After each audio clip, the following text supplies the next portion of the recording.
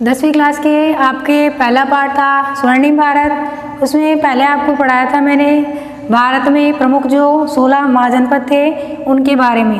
उन 16 महाजनपदों का उल्लेख बौद्ध ग्रंथ अंगुत्तर निकाय में दिया गया है। जैसे मैंने अगली क्लास में आपको मत्स्य, कुरु और शूरसेन राजस्थान के जनपद बताए थे। उनमें कुछ जनपद ऐसे थे जिनका कुछ हिस्सा राजस्थान में तो कुछ हिस्सा अन्य राज्यों में भी लगता है। अब आपके जो 10वीं क्लास का आगे का टॉपिक है वो है राजस्थान के प्रमुख जनपद, और इनसे संबंधित आपके सवाल भी है कि राजस्थान के प्रमुख जनपदों के बारे में जानकारी दीजिए। आपके लघुत्तरात्मक प्रश्न बनेगा कि राजस्थान के प्रमुख जनपदों के बारे में जानकारी दीजिए। तो आज हम राजस्थान के प्रमुख जनपद पढ़ेंगे। उसमें आपके पहला जनपद आ जाता है जांगल। जांगल है जो उस समय बीकानेर और जोधपुर का सम्मिलित भूभाग है, वो जांगल जनपद के नाम से जाना जाता था, जांगल क्षेत्र के अंतर्गत आता था। इसकी प्राचीन राजधानी थी वो अहिछत्रपुर थी। अहिछत्रपुर जो कि वर्तमान में हम राजस्थान का नागौर जिला है उसे उसके रूप में जानते हैं। वर्तमान में नागौर जिला है। बीकानेर का शासक जांगल देश का स्वामी होने के कारण इसे जांगलधर बादशाह के नाम से जाना जाता था, और बीकानेर का जो राज्य चिन्ह है उसमें इसकी उपाधि जय जांगलधर बादशाह के नाम से भी दी गई है। दूसरा आपके जनपद आता है मत्स्य जनपद। मत्स्य जनपद है वो जयपुर के आसपास का क्षेत्र प्राचीन समय में, और वर्तमान समय में अलवर और भरतपुर के आसपास का क्षेत्र भी मत्स्य महाजनपद के अंतर्गत सम्मिलित कर लिया गया है। मत्स्य महाजनपद की राजधानी थी विराटनगर। मत्स्य महाजनपद की राजधानी है वो विराटनगर थी, और वर्तमान इसका नाम अगर हम ढूंढेंगे तो विराटनगर नहीं मिलेगा। वर्तमान इसका संशोधित नाम हो गया है बैराट। जयपुर के आसपास अलवर और भरतपुर का क्षेत्र इसके अंतर्गत सम्मिलित था।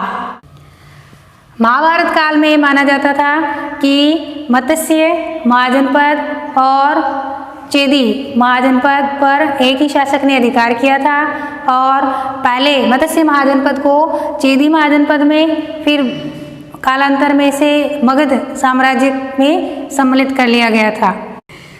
शूरसेन की राजधानी थी मथुरा। इसे शूरसेनुई या मैथुरा भी कहा जाता था। यह माना जाता है कि यदुवंश का शासन इस जनपद पर रहा है, और जो भगवान श्री कृष्ण वासुदेव के पुत्र श्री कृष्ण थे उनका संबंध भी इसी जनपद से माना जाता है। चौथा आपके आ जाता है शिवी महाजनपद। इसकी जो राजधानी थी वो